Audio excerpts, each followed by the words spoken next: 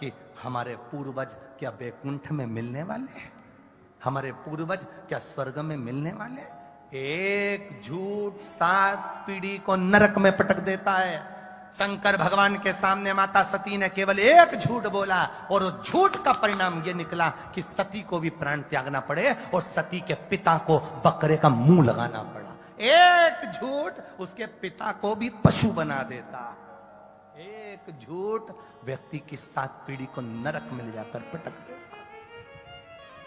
और तुम झूठ बोलकर खुश हो रहे, मेरे बराबर कोई अप टू डेट नहीं। दिन भर झूठ बोलो मोबाइल पे, कोई पूछे कहाँ हो तो के दुकान पे लगाओ तो घर पे के तो दुकान पे, यहाँ के हो तो वहां के हो तो वहां। 24 घंटा झूठ छल कपट प्रपंच की जिंदगी जी रहा है और सोचे कि परमात्मा मेरे दिल की मुराद पूरी कर दे। भगवान के तेरे जैसा कपटी नहीं देखा संसार में। कहाँ आफत में पड़ा। दिल से पुकारो। अब कई लोग कहते हैं गुरुजी भगवान को रिझाने के लिए हम कौन कौन सा प्रयास करें। हम कहें पहला प्रयास, भगवान को दिखावट पसंद नहीं है, भगवान को बनावट पसंद नहीं है और भगवान को सजावट पसंद नहीं है। पहला प्रयास करना, जैसे हो वैसे रहो, जैसे बोलते हो वैसे रहो। अपनी जिंदगी को दिखावे से मत करना कि मैं बहुत अप टू डेट बनकर जाऊंगा तो किसी को प्रसन्न कर लूंगा। अच्छे कपड़े पहनकर, अच्छे आभूषण पहनकर आप दुनिया को प्रसन्न कर सकते हो, पर अच्छा मन रखकर तुम महादेव को प्रसन्न कर सकते हो। यह तुम्हारे भीतर की श्रेष्ठता है।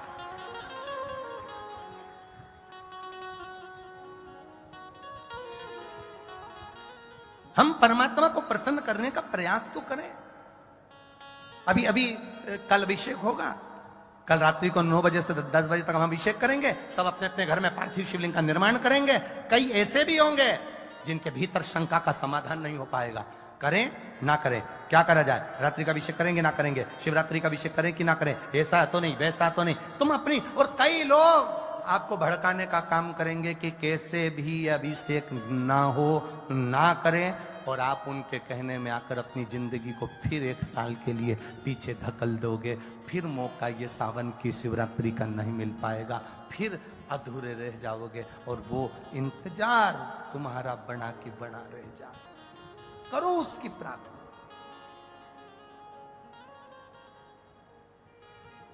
दिखावट की जिंदगी से दूर हो जा। माता सती ने एक झूठ बोल दिया, एक झूठ माता सती का उनके पिता को बकरे का मुंह लगवा दिया। एक झूठ। तो कई लोग कहते हैं गुरुजी क्या हम झूठ नहीं बोले। हम कहते हैं बोलो। हमने कब बोला कि मत बोलो।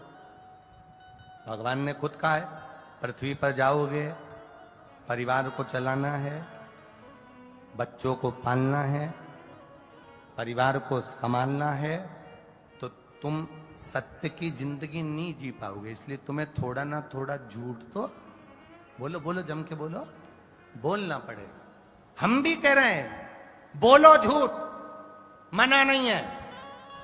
हम बिल्कुल मना नहीं करेंगे, क्योंकि हम कह भी देंगे तो तुम कौन सा सुधरने वाले हो कि हमारे कहने से तुम झूठ बोलना बंद कर दोगे। बोलो झूठ, पर कितना। जैसे आटे में नमक डाला जाता है, इतना सारा आटा, उसमें इतना सा नमक, स्वाद के बराबर। झूठ बोलो पर दिन भर नहीं, 24 घंटे नहीं। आटे में नमक के बराबर बोलोगे तो रोटी भी पच जाएगी और तुम्हारा जीवन भी संवर जाएगा। थोड़ा झूठ बोलो। कहां बोलो। अगर पक्का झूठ बोलना है तो कोई कसाई गाय को काट रहा है, कोई कसाई गौ माता को लेकर जा रहा है, कोई कसाई गाय को काटने लेकर जा रहा है, तब झूठ बोल दो ये गाय मेरी है और छुड़ा लो। वो झूठ तुम्हारी 7 पीढ़ी को तार देगा, वो झूठ तुम्हारी जिंदगी को सार्थक कर देगा। कोई बेटी के साथ दुराचार हो रहा है, कोई बेटी के साथ अत्याचार हो रहा है, उस जगह पर खड़े होकर के दो ये बेटी मेरी है, मेरी पुत्री है, उस बेटी को बचा लो, वो तुम्हारी 7 पीढ़ी को तार देगा। झूठ बोलने के भी स्थान है, कहां कहां पर झूठ बोला जाता है, उस स्थान का प्रयोग करो। मंदिर में बैठकर झूठ नहीं बोलना, शिव की कथा में बैठकर कभी झूठ मत बोलना। जो बोलो दिल से बोलो, अपने मन से। ये शिव पुराण में कई लोग कहते हैं गुरु जी कहाँ से बोलते हैं, क्या बोलते हैं, क्या वर्णन करते हैं। हम उनसे एक ही बात कहते हैं, ये गीता प्रेस गोरखपुर की शिव महापुराण की पोथी तुम सबके पास में, जहाँ से बोल रहे हैं आप सबको मालूम है, आप उसका स्मरण करिए। वो दूसरे होंगे जो कहते हैं और अपने ऊपर अमल नहीं करते। हमारा प्रयास रहता है पहले हमारे खुद के ऊपर हम अमल करें, उसके बाद कहा जाए। आप अपने ऊपर पहले प्रैक्टिकल कर कर देखो, तब जीवन का आनंद होगा। होता है, एक महाराज जी प्रवचन दे रहे थे, प्रवचन में कह रहे थे शराब नहीं पीना चाहिए, ये गंदा नाली का पानी है, मत पियो, बर्बाद हो जाओगे, गटर में पड़े मिलोगे, नाली में पड़े मिलोगे, इसका त्याग कर दो, मत पियो।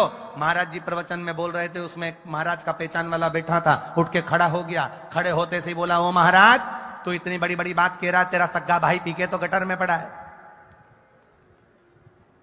तो इतनी बड़ी बड़ी बात कह रहा है, तेरा सग्गा भाई पी के नाली में पड़ा हुआ है, तू हमको ज्ञान दे रहा है, तेरे भाई को ज्ञान क्यों नहीं देता। महाराज प्रवचन दे रहे थे, प्रवचन देते देते महाराज बोले, भैया देखो मैं प्रवचन दे रहा हूं और मैंने कहा शराब मत पियो, गटर में पड़े रहोगे, नाली में पड़े रहोगे, गंदा पानी है। मैं भी प्रवचन दे रहा हूं, मेरा भाई भी प्रवचन दे रहा है, मैं मुख से समझा रहा हूं, मेरा भाई प्रैक्टिकल करके दिखा रहा है। अगर जिसको मेरी वाणी से ना समझ में आए, मेरे भाई को गटर में पड़ा हुआ देखना, नाली में पड़ा हुआ देखना और उसको देखकर समझ जाना कि हम गलत तो नहीं कर रहे हैं। अपनी जिंदगी को सार्थक होकर जियो, अपने जीवन को आनंद के साथ जियो, अपने जीवन को आनंद के पल के साथ जियो। झूठ बोलो, मना नहीं, तुम थोड़ा बहुत बोलोगे तो चल जाएगा, ज्यादा बोलोगे तो फिर तो वो आफत की बात है। घर चलाना है तो झूठ थोड़ा बहुत तो तुम्हें बोलना पड़ेगा। हम कह भी दें कि नहीं बोलोगे, तुम मानने वाले हो।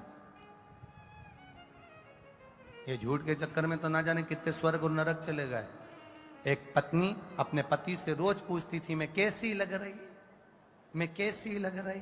पति रोज बेचारा कह देता था, तू तो एकदम जोरदार लग रही, बहुत सुंदर, तेरे बराबर तो सारी हीरोइन फेल, तू देवलोक की अप्सरा लग रही। वो रोज सुबह से नहाए धोए तैयार हो और अपने पति से पूछ ले, मैं कैसी लग रही। कभी इधर पिन लगा के पूछे, कभी इधर पिन लगा के पूछे, कभी रोज पूछे मैं कैसी लग रही।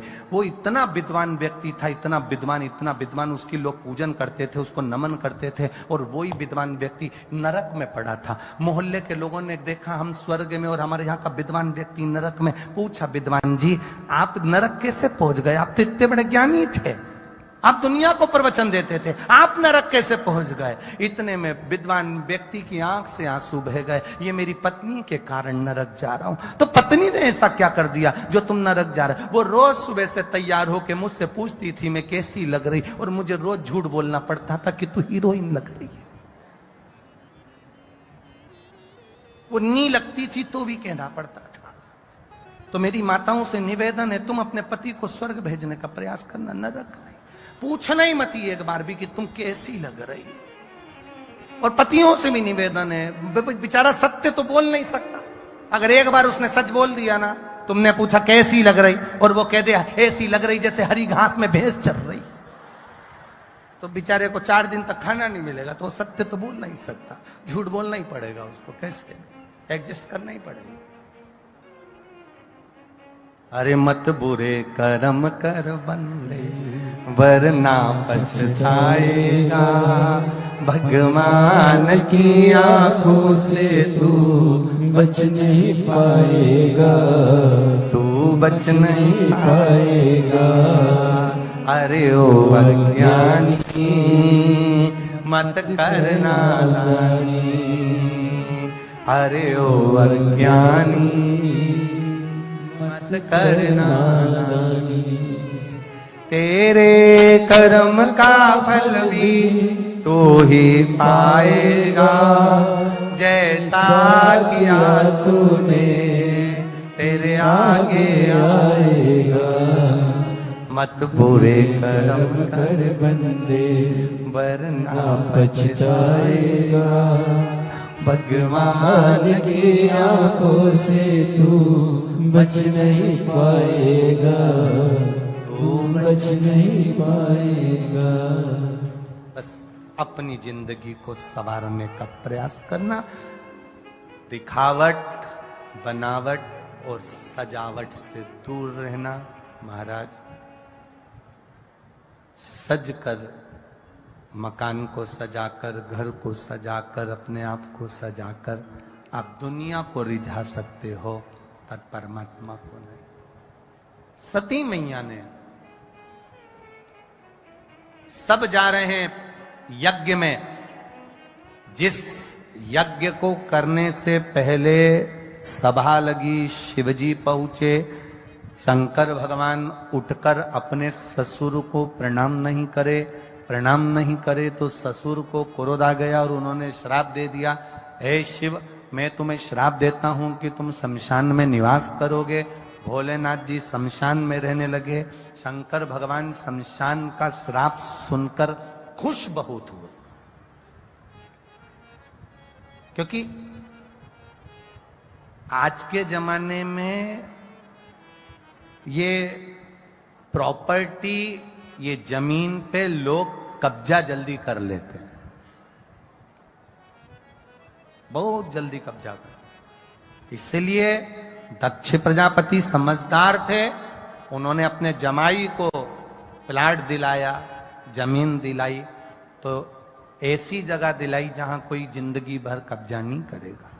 तो उन्होंने श्राप क्या दिया, मैं तुझे श्राप देता हूं, तू शमशान में निवास करेगा। तो शंकर भगवान उठ के नाचने लगे, मेरे ससुर जैसा दुनिया में कोई ससुर नहीं होगा, जिसने मुझे प्लाट भी दिलाया तो ऐसी जगह दिलाया जहां कोई कब्जा ही नहीं करेगा। शमशान में कौन कब्जा करने जाएगा? शिव शमशान में रह रहा, मेरे ओगरदानी शंकर शमशान में बैठे, सती का मन से त्याग कर चुके थे, तब साधना में बैठे थे। सब जा रहे हैं दक्ष प्रजापति के यज्ञ में।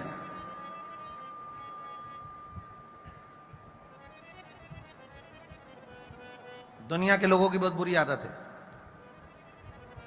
रिश्तेदारों को मालूम है कि इसकी इससे नहीं बनती और इसके यहां पत्रिका नहीं आई, तो जान करके फोन लगा के पूछेंगे, चाची जी आप भैरू सिंह क्या जाओगी क्या?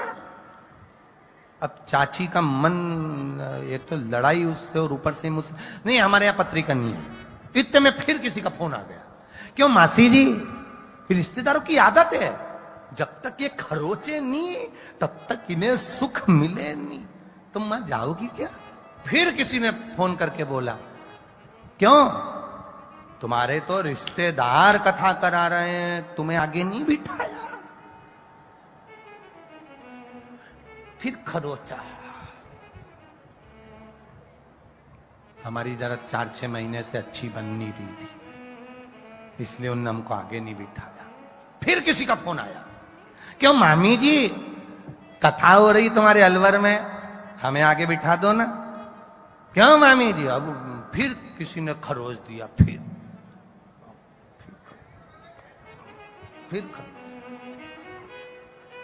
अरे महाराज, शिव महापुराण की कथा कह रही है, आगे और पीछे के चक्कर में मत रहना। जहां तुमको जगह मिल जाए, कंकर शंकर की धरा में बैठकर शिव पुराण सुनना, भूमि को मस्तक पर तिलक लगाकर चली जाना और झोली पसार कर प्रणाम कर कर जाना कि ये झोली भर देना, भर देगा। आगे और पीछे से मतलब नहीं होता। कहां बैठकर कथा सुन रहे हो उससे मतलब नहीं है, तुम्हारा चित्त कथा में कितना लगा है मतलब उससे है, तुम्हारा मन कितना कथा में लगा है मतलब उससे है। तुम भगवान से जो निवेदन करने आई हो, इतनी दूर दूर से 500-700 हजार रुपए खर्च कर कर, ऑटो कर कर, गाड़ी कर कर, किराया लगाकर यहां पहुंची हो, ऐसे ही नहीं पहुंची है, तुम दिल से बाबा से प्रार्थना करने के लिए पहुंचे, दिल से कह कर जाओ। कहां बैठे उससे मतलब मत रखो।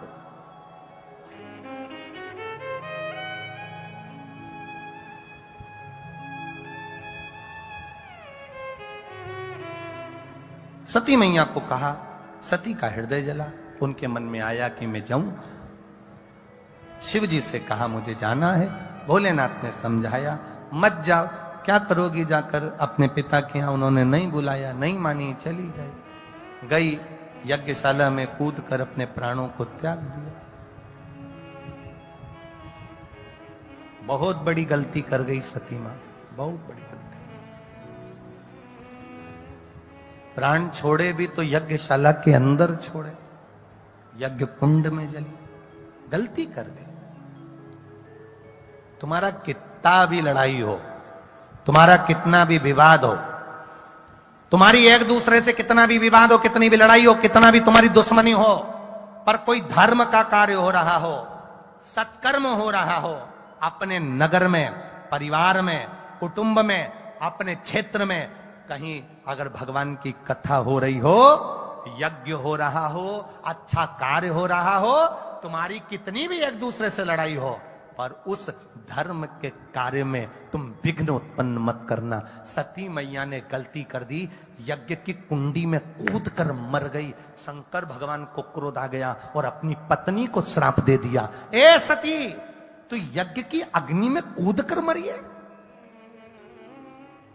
नगर में कार्य हो, अच्छा कार्य अपने नगर में हो रहा हो, यज्ञ हो रहा हो, अनुष्ठान हो रही है, कथा हो रही है, शिव कथा, राम कथा, भागवत कथा, कुछ भी हो, बन सके तो उसमें सहयोग करो, टांग मत खींचना। अगर जो टांग खींचते हैं ना वो हाथ के रहते ना टांग के रहते, टांग मत खींचना, बन सके तो सहयोग करना, बन सके तो सपोर्ट करना। सती तूने अग्नि में कूदकर, यज्ञ की अग्नि में कूदकर प्राण त्यागे, मैं तुझे श्राप देता हूं सती, तू कोयल की योनि पाएगी। पार्वती के जन्म के पहले माता सती को कोयल बनना पड़ा था। कोयल बनकर घूमती रही, घूमती रही, घूमती रही, प्रणाम कर कर निवेदन करा, कब छूटूंगी कोयल की योनि से। कहा जब 2 आषाढ़ पड़ेंगे, आषाढ़ का अधिक मास पड़ेगा, 2 आषाढ़ पड़ेंगे, तब कोकिला व्रत होगा। उस कोकिला व्रत में तू कोयल की योनि से छूटेगी, तब तू पार्वती की योनि में जाएगी और तब मुझे पाएगी। ये जन्म का कोई वृतांत साधारण है? अपने नगर में कोई अच्छा कार्य हो रहा हो, यज्ञ हो रहा हो, भागवत हो रही हो, शिव पुराण हो रही हो, अच्छा कार्य हो, बन सके तुमसे बने तो सपोर्ट करो, तुमसे बने तो अच्छा काम करो, तुमसे बने तो हाथ बढ़ाकर आगे आगे सब कार्य करो, नहीं बने तो अपनी टांग बीच में मत अड़ाओ। जो टांग बीच में अड़ाता है या विघ्न डालने का प्रयास करता है वो शंकर की दृष्टि में आ जाता है, और शंकर जी अभी तो नहीं सल्टाता पर बाद में ऐसा सल्टाता कि मुंडा दिखाने के काबिल नहीं छोड़ता।